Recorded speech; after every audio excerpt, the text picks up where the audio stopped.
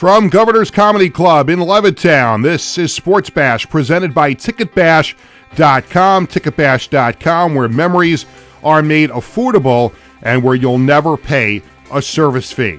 Sports Bash is also presented by the Ryan Anthony Head Start Fund, a group of like-minded individuals trying to raise awareness to our future generations of all possibilities of success other than just college. For more information, visit www.lookwhomadeit.org. Sports Bash is brought to you by the Embassy Diner, located at 4280 Hempstead Turnpike in Bethpage. Every customer is considered family at the Embassy Diner. Mention Sports Bash, get a free dessert with your meal. By Coach's Collectibles, your number one source for 100% authentic sports memorabilia and live public autograph events. Check them out online at coachescollectiblesny.com. Stay tuned to find out about the Coach's Collectibles Item of the Week. And by the Marty Lyons Foundation, the official charity of Sports Bash Media. For more information, go to martylyonsfoundation.org. Well, hi again, everyone. Welcome to a special Wednesday edition of Sports Bash. I'm Peter Schwartz. 516-465-3990 is the number to call. Make sure you're subscribing to Govs Comedy Club podcast page on YouTube and Facebook. Also follow Sports Bash Media on X, Instagram, and Facebook. Coming up later in the show, we'll have the TicketBash.com concert calendar. We'll have This Week in Sports History. Actually, no, that'll be on Friday. That's Wiz's segment on Friday. I forgot to take that out of the script today. We'll take a look also at the Coach's Collectibles Item of the Week and the Sports Bash Media poll question of the day. You know, sometimes on the show, we've done it a couple of times, especially since we came over here from the old show. Sometimes we turn Sports Bash into Music Bash. Because if everyone knows, aside from my family, my biggest passion in life is sports, but I also love music.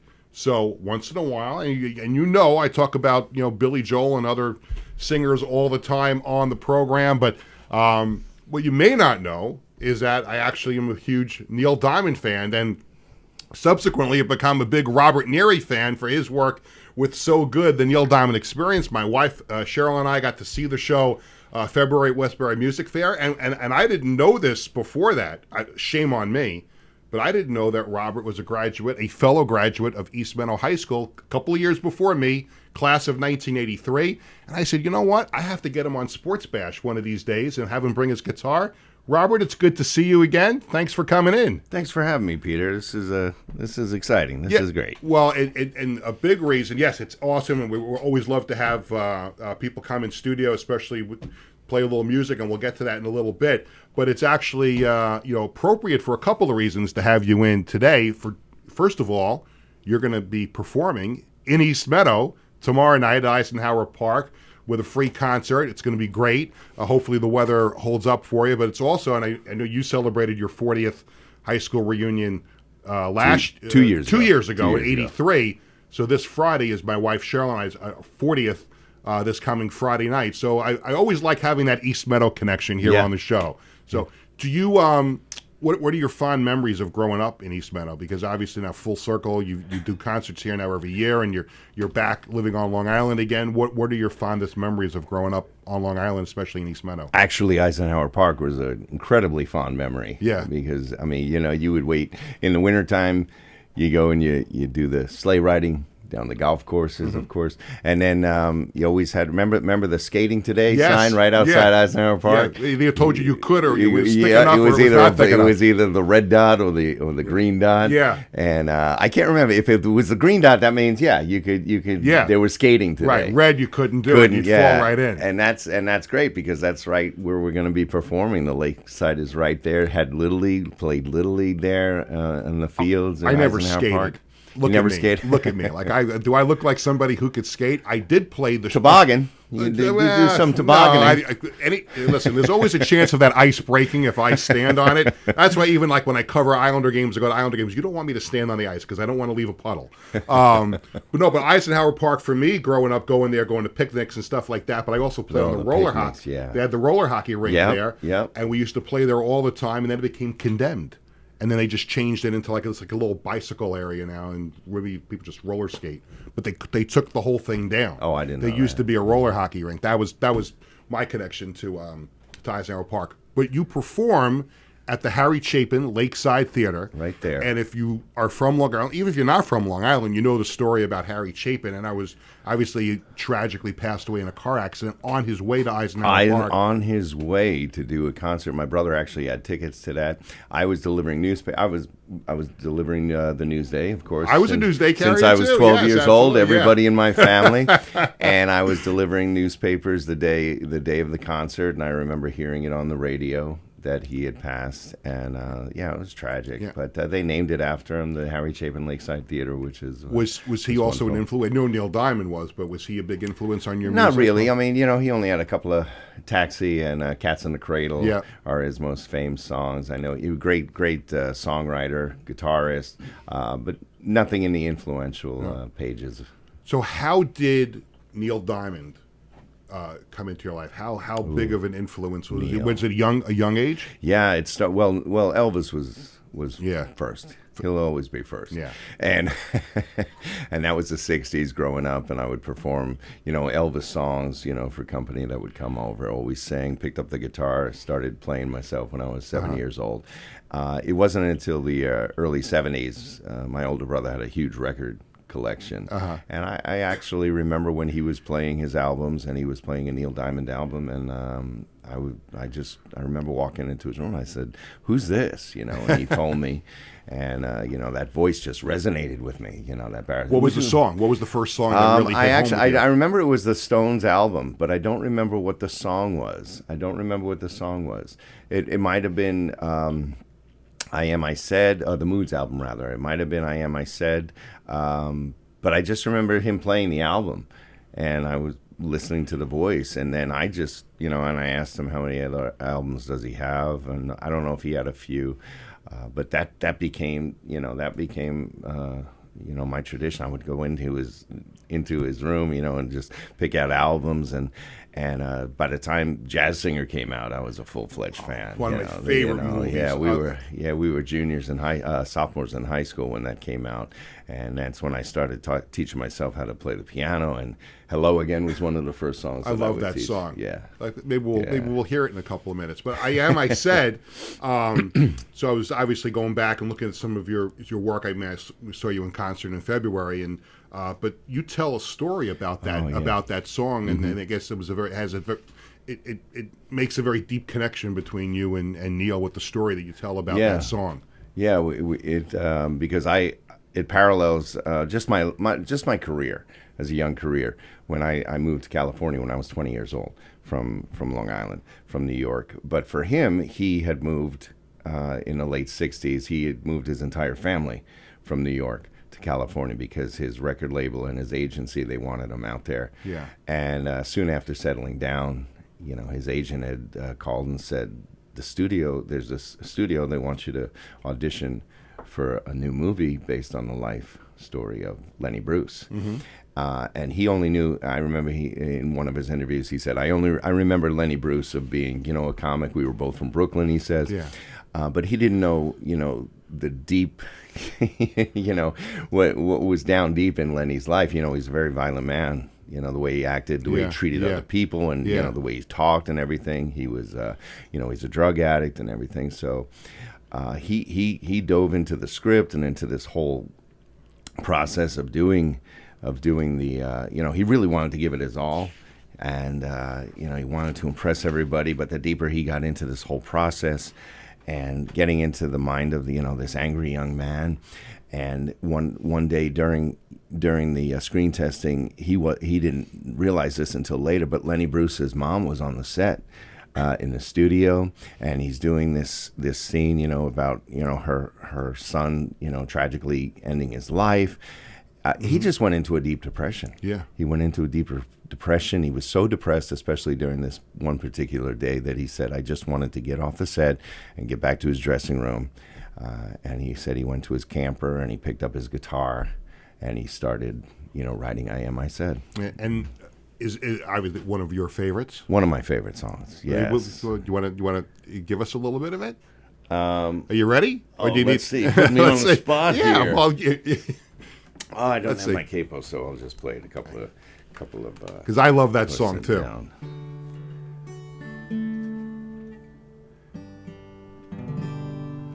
Yeah, we're good. LA's fine, sun shines most of the time.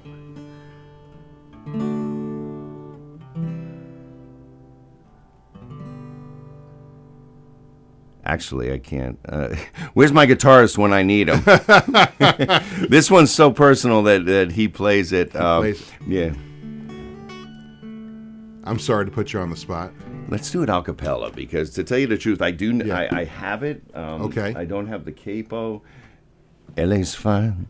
The sun shines most of the time, and the feeling is laid back.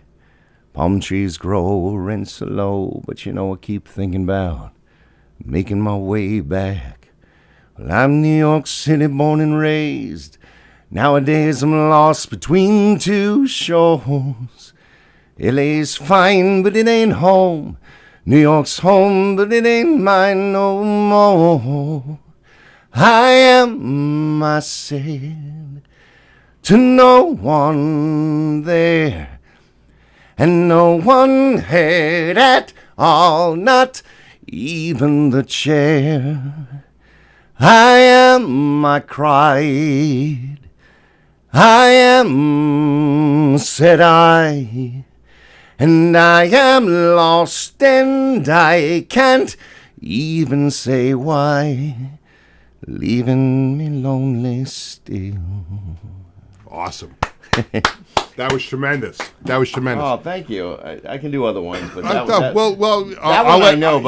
let you pick the next one, because I don't want to put you on the spotlight. You know, my guitar player just kills that song, and I let him do it all. Yeah. I let him do it all. To that point, you perform with the band The Mystic. I perform with the Mystic. They are amazing. They are tremendous, and you're with them most of the time. Everybody on Long Island knows them. Tell me about them, how you met them, and how important they are to you and your show. Well, if I didn't have them, I don't. I'd probably have another band, but the chemistry with these guys is just incredible. I mean, they've been together for over 25 years as a band, and you know they're incredibly popular here on Long Island as far as weddings, cover bands, everything they do. And when I decided I was going to put this show together, you know, I had just picked up the guitar and I could start, you know, and I was singing and everything, and I didn't know how it was gonna evolve. And on in October rather of 2019, Halloween, my family and I decided, well, let's do something tonight. So we got dressed up and we read that there was going to be a big Halloween party at the Heritage Club with live music. That's where the reunion is on Friday night. That's where your reunion is, Friday night. And I saw, live music, you know, this band, The Mystic. I never heard of them. And we went over there, and as soon as we got in there, my wife and I were just like blown away by the music. Every genre they play, of course, they play through the 50s, 60s, 70s, 80s. Every cut from every album, you know, sounds just like the album. They have several different singers, and I was just blown away. And they played Sweet Caroline. And of course, everybody got into it, and it was incredible. And then maybe a few songs later, they played Cracklin' Rosie. Wow. And I turned to my wife and I said, "These guys are incredible." I said, "What if I can actually get these guys, you know, to back me up, and I actually put this whole thing together?" Yeah. And as fate would have it, this is great. My wife and I were just dancing on the dance floor. They're playing, and this guy taps me on the shoulder. And of course, I come to find later it's the Mystics roadie. Yeah. And he taps me on the shoulder, and I turn around, and he goes, "Are you Bob?" I said, "Yeah, I'm Bob." He goes, "Are you Bob Neary?" I said, "Yeah." He goes, "Hey, Steve Engel says hello." And I'm like, Steve Engel was my best friend in junior high school. We grew up together, graduated together from East Meadow, 83. I said, "How do you know Steve?" And he goes, "He's up there playing the trumpet." And I turn around and I look, and he tips his hat to me. He's got his trumpet. He tips his hat to me, and I'm like, "What?" There you go. So at the end of the show, I go up to him. I talk to him. We say hi. You know, I hadn't seen him in 25 years because I had moved to California. Yeah. He and his wife saw me and my wife in Smokey Joe's Cafe. So it was 25 years. And I told him about my idea. for the Neil Diamond tribute. I said, you guys are unbelievable. I said, I'd love it if you thought. He goes, well, it's not up to me. It's it's up to Sam. Sam is the head of the Mystic. Right. We scheduled coffee at a Starbucks about a week or so later. Yeah.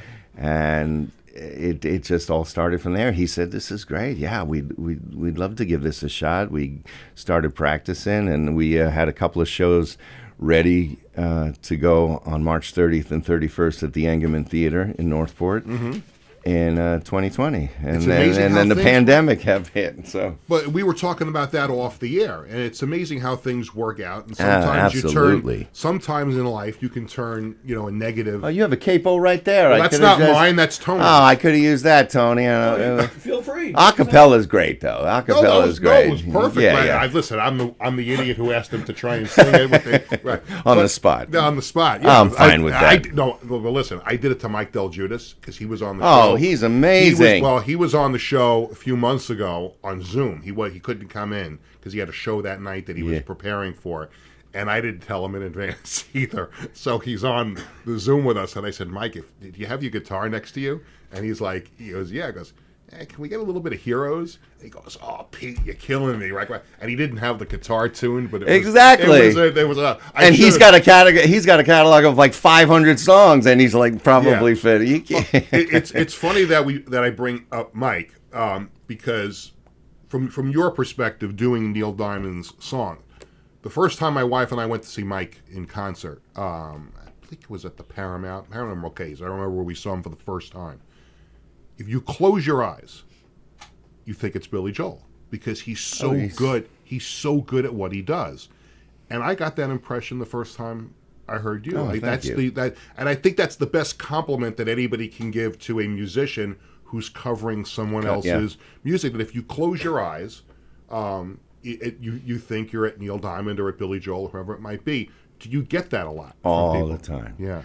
All the time, especially, meeting the people at the meet and greet after the show. They're shaking my hands and, oh my gosh, I thought it was Neil Diamond. And of course, I like to do the hair like him, maybe darken the eyebrow a little bit every once in a while. I got the jacket on. They say, from far away, you look like Neil Diamond. And I do a lot of energy, and I'm an actor, so I've studied him. I've studied the moves. But the voice has always been there. Yeah. The voice has always been there. And when I decided to put this together, I remember I have actually a recording of me when I first started, and thinking that I would, I sounded like him. But the more I studied him, the more I do, and then I listen to it now, and it's come a long way. It's come to a point where, I actually, can dive and immerse myself right into, being that character. Mm-hmm. And I just love performing his music. I just love performing. And even if and I'm really not trying to sound like him, but sometimes you can't help it. It just comes out. Have you ever met him? I have met him. My story, people ask me all the time. Yeah. And I say, yeah, in 1995, I parked his car. Oh, come on. I was doing some music in Nashville for a couple of years. I moved down to Nashville to do some music, and I ran a valet service at one of the most popular restaurants right outside of Nashville in Franklin, the Green Hills Grill. And that's where I met so many people, so many country artists, so many producers. I mean, they say more record contracts were signed at this restaurant than any other restaurant in Nashville. Okay. And he was doing Tennessee Moon, the album Tennessee Moon, in the mid-'90s. And it was late at night, so I had, released the other valet guys, and I stayed, and the car pulled up, and opened up the passenger door. One of the valets opened up the driver door. He was in the passenger seat. I guess he was with his manager. And I'm like, oh, my God, you're Neil Diamond.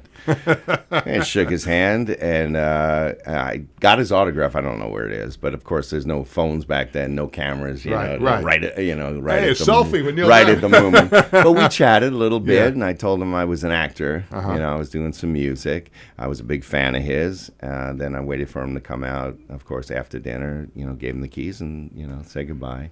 But I've been in touch with him through his wife, Katie, before I started this show, and we have his blessing. They gave me, Katie gave me some pointers on what I can and cannot do with the show, and I'm hoping we're now making it into a big orchestra version of my show, and it's being orchestrated by an incredible hot orchestrator in California. And we're hoping that when we get back to California, he can, he doesn't travel much. Right. He doesn't travel much, but I'm hoping when we get back to the West Coast next year that he can come to one of the shows. Oh, that would be awesome. Yeah. If he's able to do it. We have to take a break and go to commercial. Sure. Do you want to play us out into break with something? I don't want to put you on the spot again, but yes, you do. You got the yes, the guitar is there. So, but I'm going to let you pick whichever one you want to do to play us out the break. Money talks. It don't sing, dance, and it don't walk. Long as I can have you here with me, I'd much rather be forever in blue jeans, baby. Honey sweet, it ain't nothing next to baby's treat. And if you'll pardon me, I'd like to say we'll do okay forever in blue jeans. He's Robert Neary. It's so good, the Neil Diamond Experience. More with Robert Neary. Maybe we'll mix in a little sports when we come back. Sure. We'll ask him about his love of sports, growing up here on Long Island. More with Robert Neary from So Good, the Neil Diamond Experience, coming right back after this. Hi, I'm Peter Schwartz. And I'm Vinny Tickets. We want to take a moment to talk about our fantastic sponsor, the Embassy Diner. Embassy Diner has been a beloved staple in the restaurant industry for over 50 years. And the great thing about it is when you walk through the door, you're not a customer, you are family. Every visit promises to be filled with warmth, love, and respect. And here's an extra treat. If you mention Sports Bash during your visit, you enjoy a free dessert on the Embassy Diner. Come on down to the Embassy Diner, where great food and great company are always on the menu. Visit the Embassy Diner, located at 4280 Hempstead Turnpike in Bethpage. In 1982, the Marty Lyons Foundation began with a single heartfelt mission: to bring moments of joy and hope to critically ill children by granting wishes that make their dreams come true. Since that day, we have touched the lives of over 8,500 families, raising over $43 million to grant wishes that offer a beacon of light in their darkest times. These precious wishes cost an average of $6,700 each, and your support is crucial to our mission. Every donation, big or small, makes a difference. And with 76 cents of every dollar going directly to supporting our families, you can rest assured your support truly changes lives. The Marty Lyons Foundation operates 11 chapters in 14 states now, working tirelessly to reach as many children as we can. This dedication goes hand in hand with our commitment to transparency and accountability, earning us top ratings on Charity Navigator, Great Nonprofits, and Candid, which underscores our dedication to those we serve. The Marty Lyons Foundation grants wishes to children ages 3 to 17. And what really makes this foundation so special is our willingness to grant not only a first wish, but also consider a second wish to a child who continues to battle a life-threatening illness. We stand by these children, offering them hope and strength through the power of dreams, giving our children the courage to wish for more. What's your purpose in life? Is your purpose in life to live in the big house and drive the nice car? No. Your purpose in this life is to make it a little bit better for those that follow and realize that we live for today to see a better tomorrow. Visit MartyLyonsFoundation.org to learn more and get involved.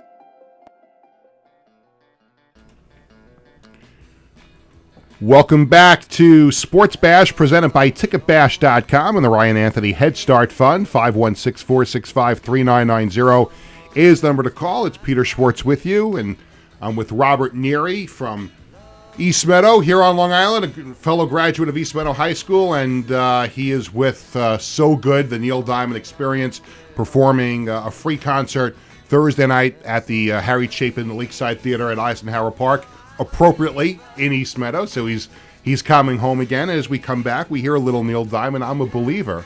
And I have to tell you something. I was just flipping through YouTube a month or so ago, and you think of I'm a Believer, you think of the Monkees, and you think of Smash Mouth. I totally had forgotten that it was a Neil Diamond song also. It's his biggest selling single that he ever wrote. You know what? I'm stupid. I didn't even realize that. Do you ever perform the song? Absolutely. And tomorrow night, my wife, who I met on Broadway, when she's available, she comes out and in the shimmy dress, and she does this incredible dance to Really? "I'm a Believer." Okay. And we do the entire thing, "I'm a Believer," and and I start by saying, what's Neil Diamond's biggest selling single of all time? And of course, most, they all say, Sweet Caroline. I'll say, well, that's his most popular, but what's his, and I say he didn't get the chance to release it. And then I say there was a group in the 60s, the Monkees, they loved his music. They asked him to write a bunch of songs, and they picked "I'm a Believer." And it was his biggest selling single that he ever wrote. And I was listening to that version. It might have been the first time I even heard it. I'm like, it might be the best one of the three of them. It's fantastic. And again, like you said, Smash Mouth, and Shrek did it. Right, in Shrek. the movie Shrek. I'm a Believer, so it's good stuff. The name of the show is Sports Bash, but again, like I said, we sometimes talk about music, but we like to also make sure the musicians that are on the show can talk a little bit of sports here and there. And like myself, Robert is a huge Yankees fan, and you've performed. But like right now, the stretch, although they seem to get on track now with 2 more wins here. The weekend was tough. I'll tell you, it's not easy. As I told you off the air, it's not easy in my house because my wife and my kids are all Met fans. We had to compromise, as I told you. I got the Islanders. My wife got the Mets. So it's rough in my house when there's a Subway Series going on. And believe me, I got it good. Yeah, I'm the only Yankee fan out of all my brothers as well. And they're all Met fans. It's rough. I just go back to the good old 27-2. It's and Piazza popped out to end the 2000. There you go, Bernie Williams, right there. Williams. I thought it was gone, by the way, when he hit the wall. I thought it was gone. But you have a connection to the Yankees from an artistic standpoint, also from singing. You've sung the national anthem at Yankee Stadium and at Steinbrenner Field in Tampa, spring training. But you have a little deeper connection, right, with the Steinbrenner. Oh yeah, Steinbrenner organization. Tony Bruno, became a friend of mine during the pandemic. Nobody was doing anything except going through social media, and I started a show called Cruising Through the Decades that I'd perform on TikTok and Instagram and Facebook, and he became one of my fans and reached out to me, and he was a big Billy Joel fan. Yeah. So that's how it started. He would ask me because people would write in and do ask for requests, and he says, this song, "You're My Home" by Billy Joel, and I love that song. I love that song. He would ask me for all these Billy Joel songs, so we became close, and we started emailing each other, and then all of a sudden, I think he emailed me something, and I said, wait, are you part of? Do you know the Yankees? And he goes, oh yeah, I just happen to be vice president of the Steinbrenner organization, and he was from New York. He's from New York, great guy, wonderful guy, and he actually sent me some paraphernalia that he was cleaning out his office, sent me some Elvis stuff and everything, and his license plate when he was in New York was I Said, S-E-D. Wow. And he gave me that license plate, and he's a big Neil Diamond fan. And we've been down there in Tampa several times, but this year we're going to be at the Ruth Eckert in Clearwater. And so he can finally see the show live. That's unbelievable. Yeah, and he asked last year when we were down there doing the show, he said, "Come on down to spring training, and you can do the national anthem down here as well." So that's a great place. I've been to. Beautiful. I haven't been there in a while, but when I went for spring training, it was still called Legends Field, and then they changed it to Steinbrenner Field. It's a beautiful place to see a game, and now the Tampa Bay Rays are playing their season there, which is kind of like it's kind of crazy. You see the highlights on TV. I'm like, that's the Yankees spring training home, and when the Yankees have to go there to play them, they don't even get their own locker room. I'm sure they had to take down everything that said Yankees. They had to take down everything, it's just really weird. And it was great because when we did the national anthem, they have all the old timers there. So Willie Randolph, Bernie Williams, and when we come off when we came off, from home plate singing, we're just walking through, and Bernie's giving me high fives, and it was like Aaron Boone's giving me high five and walking down. I was like, what? Who was your favorite Yankee? Jeter. Ever. Well, Don Mattingly, of course, yeah. they're in the A's, and then DJ. Yeah. Thurman Munson is my favorite. And I love Greg Nettles in Greg Nettles in the 70s. Because those were my guys growing up, in the 70s, and Munson was my favorite player. And then my dad took me to Yankee Stadium for bat day in '76. It was the first bat day. They don't give bats out anymore. Well, no, they once in a while, but they I remember Bob Shepard used to always say, because they wanted everybody for a photo op to put the bats up in the air. Right. And then he would always, in his Bob Shepard voice, and now carefully put them down.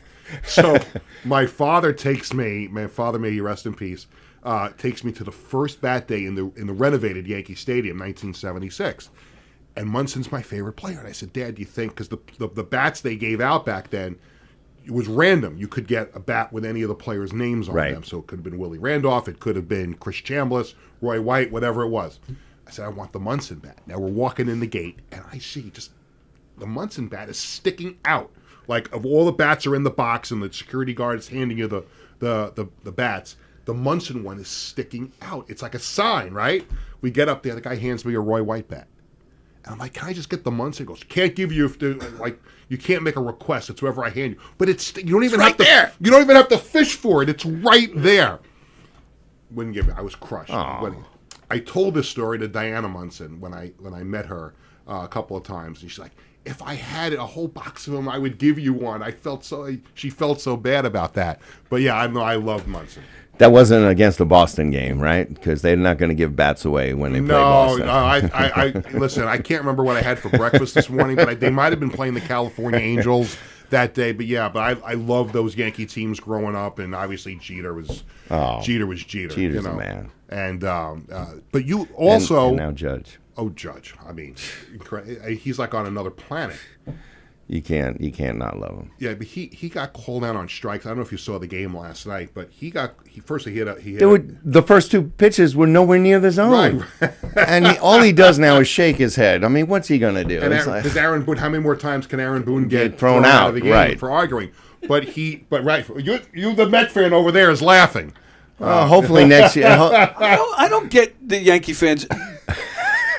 People, you guys hate Here Boone. we go. He's taken them to the postseason almost every season he's managed, but yet you guys, and you especially, fire him. Yeah, because he's taking them to the postseason. They won the game on Sunday. I'm on the line. I'm on the firing line as well. Well, wait a second. They won the game on Sunday, right? Against the only game they won against the Mets. That's right. Say that again. It was the only game they won. Well, they split the 6 games during the season. 3-3, that's right. We got 2 out of 3 in our place. So calm down, that boy over there.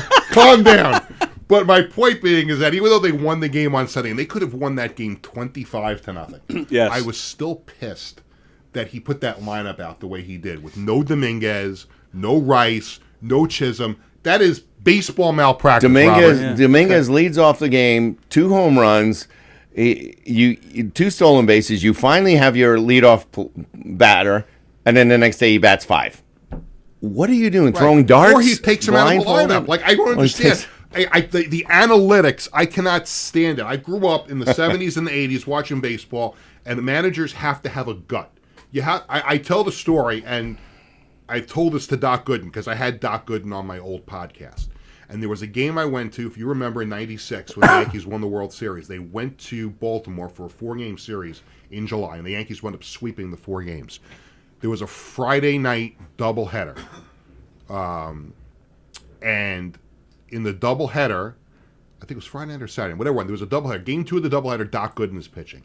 And it's the 5th inning, he's got nothing left. And the bases are loaded, and there's 2 outs, and Joe Torre comes out to talk to him. Somehow Doc Gooden convinces him to stay in the game. And Torre, whatever it is, managed by his gut all the time, and never saw him pick up a book like Joe Girardi did, or Aaron Boone's on the phone with the analytics department. Joe Torre had a gut feeling, and he got through the 5th inning, got the guy to pop up, and I'm like, but that's a manager that lives by his gut. Aaron Boone, listen, he might, if all things were equal and he actually managed the team like he wanted to, maybe I think he would be a great manager. But you just don't know that about the analytics part of it. How much of it is being told to him what to do? Exactly. That's the argument everybody has with, as a Yankee fan. I want Mattingly to manage. Oh my gosh, I would like Mattingly. Love it. Griffin, you're shaking your head. He did a great job with the Dodgers. He did an even better job with a stinky Marlins. He's cursed. No, I bring him back right now. I bring him back. I'll tell you what I would I'll bring Buck Showalter back in a heartbeat. Well, that's another thing too. But I would bring Jeter in to be the GM. Oh. I would bring Jeter in to be the GM and Mattingly in to be the manager. That's what I would love to see. And then give Posada a call. Say, what are you doing? Posada could be the hitting coach. What are you doing? What are you doing? What are you doing, Jorge? Come on. So, Robert, and then Bernie, the first base coach. Bernie, let's bring it Andy all back. Andy Pettit, the pitching coach. Yes. Come on, bring them all back. He might be the best choice to bring back as a coach because he's done a lot of work with USA Baseball, right? And he works out in spring training. Robert Neary, so good. The Neil Diamond Experience. You can catch him at Eisenhower Park. Free concert tomorrow night with the Mystic. It's going to be a great show at the Harry Chapin Lakeside Theater. We touched on the Jazz Singer a little bit earlier on, and I think I briefly mentioned that was one of my favorite movies growing up. And that really was the movie I knew of Neil Diamond growing up, but I think that was that movie really got me into his music. You talked a little bit about this before. How much of an impact did that movie have on you? That album, more the album than the movie. I saw the movie a couple of times. I just recently watched it again because I talk about it in my shows. I love the Jazz Singer. But the album itself, it's his biggest selling album of his entire career. And I wore that album out. I wore it out. When I got that album, America, Hello Again became such an incredible song to me because I started teaching myself how to play piano. So that was one of the first songs that I taught how to play myself. And Hello Again, Love on the Rocks, of course, was, so I mean those were 3 top 10 singles off the album. I like You Baby. You Baby. Oh, I love that's a great scene in the movie too. Yeah, I mean, it's incredible. It's such a great album, and it defined, me. I didn't do it from the Jazz Singer, but I became such an incredible Neil Diamond fan by the time the Jazz Singer album came out, and then when I was later on September Morn came out, but the song September Morn. I can't remember if it came out before or after, to tell you the truth, but I love that song so much. During the auditions for the High School Musical Hair, I went in with September Morn, and I gave it to the keyboard player and the piano player, and he started playing, and I started singing September Morn. And the director, the assistant director at the time, who was a senior, he goes, "Stop. You sound so much like Neil Diamond." And I said, "Can I finish the song?" And I finished the song, and I left. And I don't know if he didn't like Neil Diamond or the fact that I chose September Morn to audition for Hair, the rock musical. So, but the Jazz Singer was just incredible influence on. And it's tough when this is the same now in any movie that's redone. The Naked Gun is coming back out again. Liam Neeson. But it's a sequel, actually. He plays his son. But when a movie is redone completely, it's sometimes it's good, sometimes it's not so good. Neil Diamond did a really good job. I mean, that movie was really good. You're not gonna. I mean, there was so many great heartwarming moments of that movie as well. With Lucy Arnaz, and you're not gonna redo that. Yeah. I mean, and he did such an incredible job of composing all. Do you know the Hello Again? It was the most violins ever used for a song. On the recording of Hello Again. Yeah. Is that something you can do now without putting you on the spot? Oh, I can sing now. Okay. There you go. You have a piano? You got a piano? I don't. I'm not very musically inclined. I just enjoy music. But Hello Again, probably my favorite Neil Diamond song. Hello again. Hello. Just called to say hello.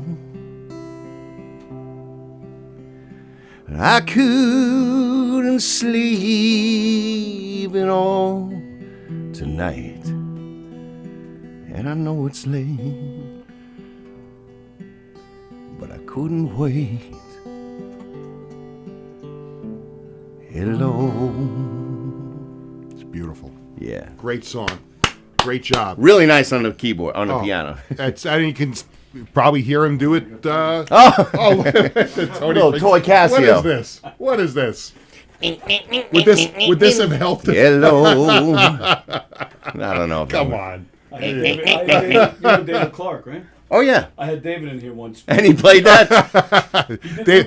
You You got a little David Clark going right there with the beard and everything. Yeah. David Clark, by the way, for those who don't know, is another like Mike told you, this Mr. Billy Joel guy, does Billy Joel. So obviously your music career is going great with the show, but as you mentioned before, you have acted and you've got a number of credits to your name. You've been in Independence Day Resurgence. I saved the world in Independence Day. Teen Wolf 2, Sons of Anarchy. Sons of Anarchy. Got the crap beat out of me by all those guys.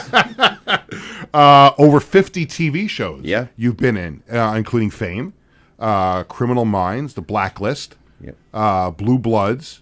Did you meet Tom Selleck? Oh, yeah. Most of my scenes were with Tom. All my scenes were with Good Tom. Guy? As a matter of fact. Good guy? Wonderful guy. Love him in Mr. Baseball. Yeah. He played... I went through two semesters at Nassau College before I moved to California. And he played volleyball. He played professional volleyball. Yeah. And I did security for him when he played volleyball at Nassau College. So when I met him on the set of Blue Bloods, I reminded him. He goes, "Where did we play?" "Oh, yeah. Okay, yeah." I said, "Yeah," and they asked me to just be security for you when I was there. So it was cool. NCIS New Orleans. You were on General Hospital. For 2 years. How was that? It's an iconic TV show. I played. It was great. I went there for one guest star, playing Jack Wagner's partner on the police force. They wrote me in as his partner. It was supposed to be one episode, and it turned into 36 episodes that lasted over a year and a half. That's pretty good. Yeah. Pretty good. Yeah. Rizzolian Isles. Oh, yeah. That was a good one. That was a good one. And Flash Forward. Flash Forward, yep. That was a quick little thing. There's so many you missed. The Closer. I know you mentioned Criminal Minds, but that's one of the ones I mentioned at the show. Because I say anybody Criminal Minds fan, I said go home and watch season 11, episodes 1 and 7. Yeah. And I was scared the hell out of you. I said it's a good thing you're seeing the show now, and not knowing that I was Giuseppe Montolo, the serial killer in Criminal Minds before you came and saw the concert. Do you miss the acting? Do you want to get back into it, or you're happy doing what you're doing right now? I am extraordinarily happy what I do now because the accolades, of course, are right there.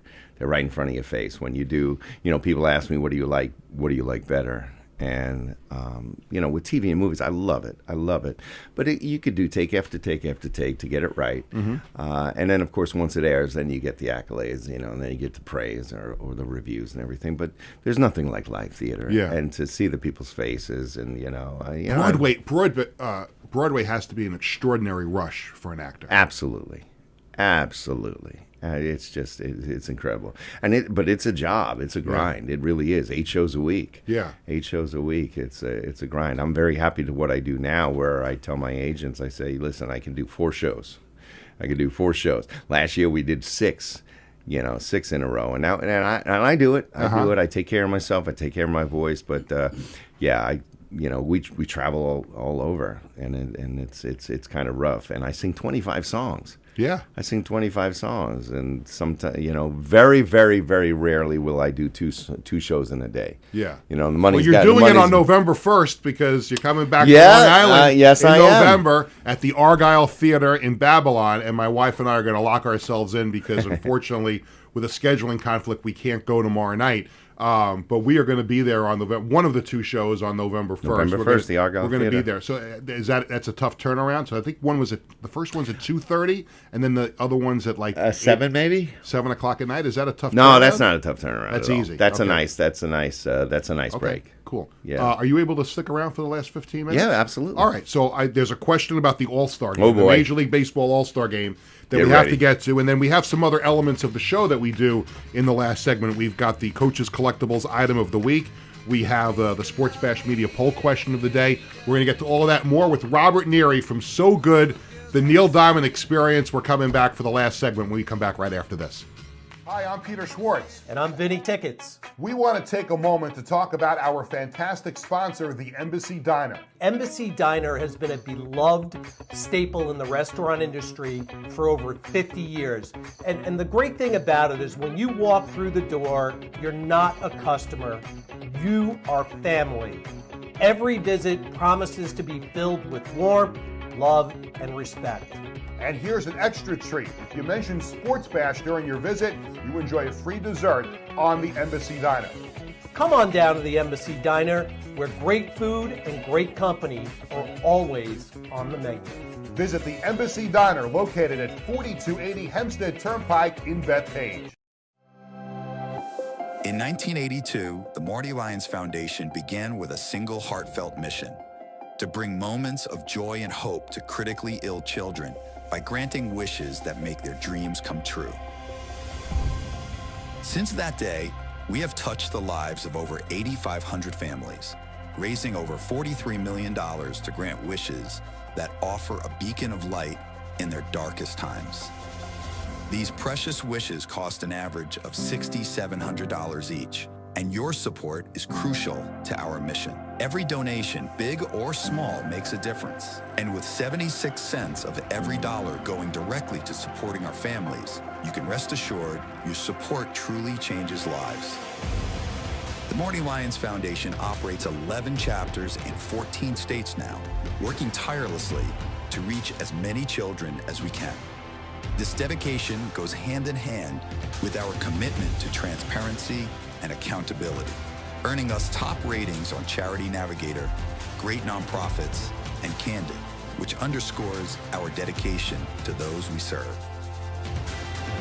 The Marty Lyons Foundation grants wishes to children ages 3 to 17. And what really makes this foundation so special is our willingness to grant not only a first wish, but also consider a second wish to a child who continues to battle a life-threatening illness. We stand by these children, offering them hope and strength through the power of dreams, giving our children the courage to wish for more. What's your purpose in life? Is your purpose in life to live in the big house and drive the nice car? No. Your purpose in this life is to make it a little bit better for those that follow and realize that we live for today to see a better tomorrow. Visit MartyLyonsFoundation.org to learn more and get involved.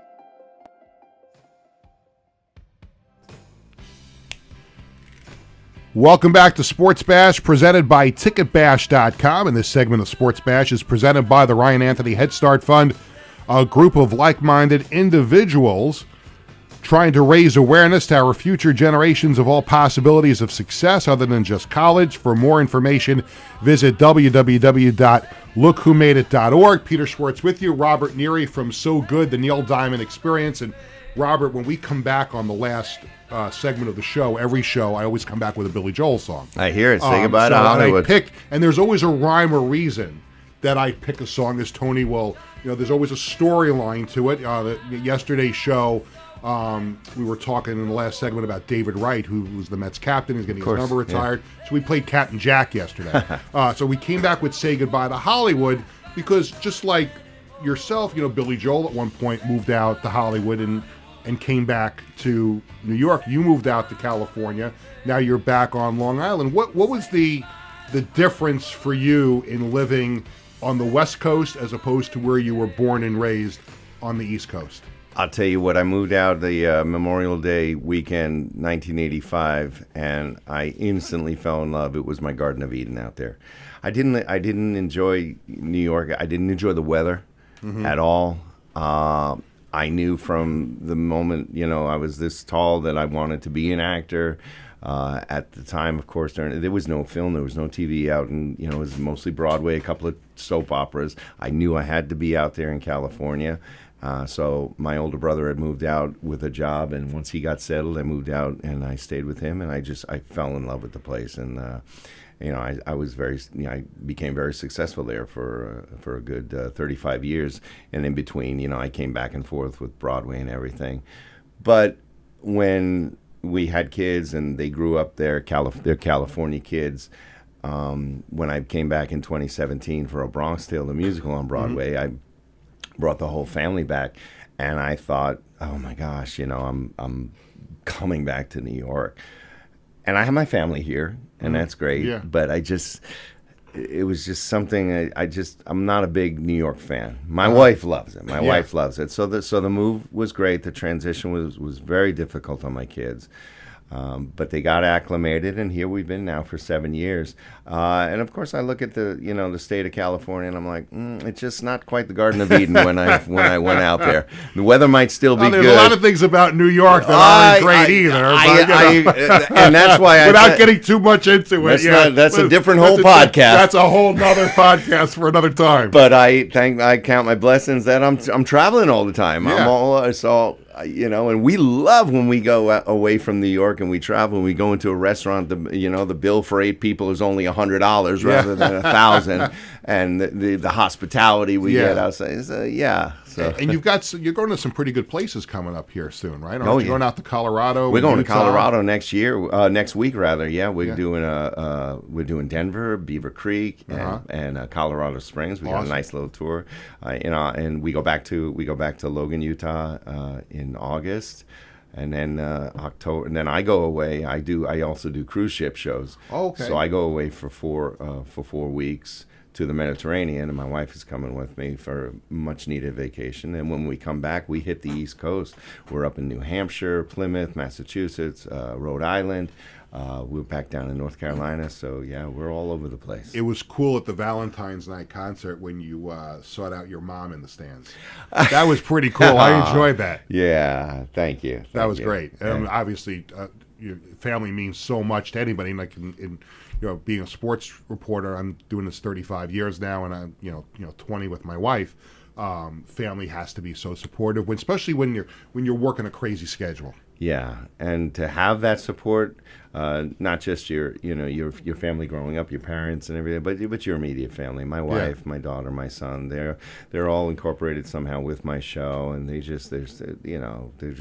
and people say, hey, your dad does this and this, and that's my dad. That's my dad. Wait, we go to the super, because a lot of times I work at WFAN on the weekends, but sometimes I fill in the morning with Boomer and Geo. When I started doing that, people started recognizing me all over the place. That'll be my wife in the supermarket. Oh, those guys got to stop busting your balls in the morning when you film. And then we'll be at Islander games, and the people will recognize me from my podcast. And the other day, we're driving through McDonald's, and maybe this has happened with you too. But we're driving through McDonald's, and the kid hands the bag through the thing. Goes, I watch your podcast. And my son Jared's like, Dad, we can't even drive through McDonald's without somebody noticing who you are. It's my dad. That's my dad, right. So, before I forget, you have a connection, or some strange connection, maybe it is, to the Major League Baseball All-Star Game. I asked you that because we're sports talk. One of the best things, way before Borat came out.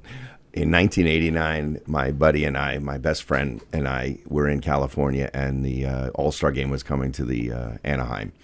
So we said, let's try and get tickets to the All-Star Game. And so we concocted this thing where let's fill out. So we called Major League Baseball. We asked for forms for press, and we filled them out as Yuri Meleikov and Grigory Petrov from the TASS Soviet News Agency. They approved our credentials. We went down to Anaheim. I picked up the credentials. The only proof you needed was the letter you got saying your credentials have been approved. No ID. You didn't have to show a driver's license. No ID. Wow. I went in there. No dogs sniffing your bag or anything like that. I went in there. I got them. I got the credentials. We came back and left. They gave us the bags. We went to the baseball All-Star Game. We were allowed everywhere.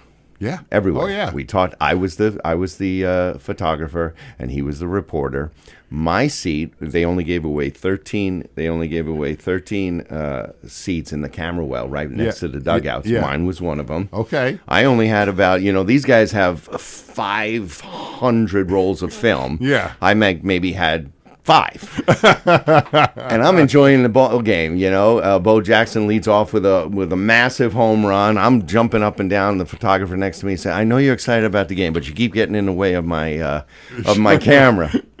The next year, real quick, we did it again for Chicago, Wrigley. They approved it again. They even wrote in the press, they gave away the most press passes for any All-Star game, including 2 to the Soviet news agency. We recorded everything. We were in the locker rooms. We have video. If you go to my Facebook page, there's an album that says the 89-90 All-Star Game. You'll see. I have a picture. We're in the walkway where everybody comes out. Yeah. President Ronald Reagan was escorted out. He's looking right at me, and I go, President Reagan, and I took a. That's how close I was to President Reagan. Geez. And here we are pretending we're Russian reporters. And that's incredible. So you can't do that now. No, Gus, no. There's no way. God. As someone who's covered World Series and NBA Finals, Super Bowls. And rightly so. You can't do that now, but that's a great story. Have a great thing on Will Clark, too, but that's a... We'll have you on again. Yeah. I got to get to the ticketbash.com Go ahead. Concert calendar. July 9th, Wiz Khalifa and Sean Paul, Good Vibes Only Tour at Jones Beach Theater. July 12th, Thomas Rhett, Better in Boots Tour at Jones Beach. Also at Jones Beach, Creed with the Summer of 99 tour on July 15th. Love Creed, right? Yeah. And you can grab tickets to all these events and more at ticketbash.com. They've got no service fees and the best prices around. We've got the Coaches Collectibles item of the week. It's a David Wright 16 by 20 framed photo from his final career game inscribed, "It was an honor being your captain." For more information, visit coachescollectiblesny.com. Don't forget, Coaches Collectibles has a public signing with David Wright on Sunday, July 13th, 11 a.m. to 1 p.m. and 5 p.m. to 7 p.m. at Marriott Melville, Long Island. Coaches Collectibles, your number one source for 100% authentic sports memorabilia. And Robert, it's now time for the Sports Bash Media poll question of the day. We post a new poll question every Tuesday and Thursday normally, but it's a Wednesday here today on the Sports Bash Media X/Twitter page. And here it is on the subject of the All-Star Game. What is the best format for an All-Star Game? Because if it ain't broke, don't fix it. But people try to fix All-Star Games when that's all it is an All-Star Game. Do you like conference versus conference or league versus league, like American League versus National League? Choosing up sides. The WNBA is having an All-Star Game where they pick the players. An international format like the NHL does a lot of times, like now. Or just get rid of the All-Star Game completely. What do you like? You can't get rid of it, but I just love the way it used to be. League against league, and let it mean something. That's it. Tony, what do you think? You're old-fashioned like us, right? I totally agree. Yeah, yep. Griffin, league versus league? Oh, you're a young guy, so you're... I like the international thing. It makes guys play for pride. Yeah, I could see that too. Listen, I'm old school. One of my great memories growing up was going to the 77 All-Star Game with my dad at Yankee Stadium, and also the 83 All-Star Game at Nassau Coliseum when the Islanders hosted it. So I just it's an All-Star Game. It's an exhibition. Just have it league against league. What difference does it make? Let it mean something, definitely, yeah. No show on Thursday. I'll be in New Jersey for a soccer event tomorrow, but we'll have a complete recap of that on Friday's show when I'm joined by New Jersey Pro Soccer CEO Eric Stover. Next Monday, we're going to be covering the Marty Lyons Foundation golf outing. We have a ton of interviews. Joe Klecko is going to be there, Marty Lyons, a whole bunch of former Jets. Butch Goring from the Islanders is going to be there. So we have all kinds of great stuff coming up. We were so happy to have Robert Neary from So Good, the Neil Diamond Experience. And again, Thursday night, Eisenhower Park in East Meadow, a free concert. It's going to be a great show. And when you connect, just to wrap everything up, when you connect sports and music, there's iconic songs in the history of sports and music coming together. And people know what songs are frequently played at games. But for whatever reason, it's a good reason, although I don't like the fact that it was the Boston Red Sox that made it famous. From a Brooklyn dude. that Sweet Caroline became this anthem for the Red Sox. But it's not just there. A lot of teams are using that song right now. And I can think of no better way to play us out of the show than to hear Robert Neary do Neil Diamond's Sweet Caroline. Where it began, I can't begin to know when, but then I know it's growing strong. wasn't the spring, and spring became the summer. Who'd have believed you'd come along? Come on. Hands, there you go. Touching hands, reaching out, touching me, touching you. Sweet Caroline, bum, bum, bum. Good times never seem so good. So good, so good, so good. I've been inclined, bum, bum, bum, to believe they never would. Sweet Caroline. Yeah. Awesome. That was great. That was awesome. Robert, I can't thank you enough. Thank you, my friend. For coming in, and great job as always. We loved. By the way, before we go, I did bring these in. These are my wife and I's tickets from Valentine's night. Oh, I would on. love for you to autograph them. Absolutely. I know this is being fanboy and being a little unprofessional, but we had such a good time at the show that night, and I want to make sure those are prominently displayed in the house. Oh, cool, man. Absolutely. Pretty good, right? Thank you. you. Listen, I'm transparent. I'm a fanboy when it comes to this stuff. But just so you know, real quick about the Boston thing, the keyboardist started it because she was a huge Neil Diamond fan, and that's how it. That's how it came all right, on. I'll give the Red Sox a little slack on that. But thank you very much.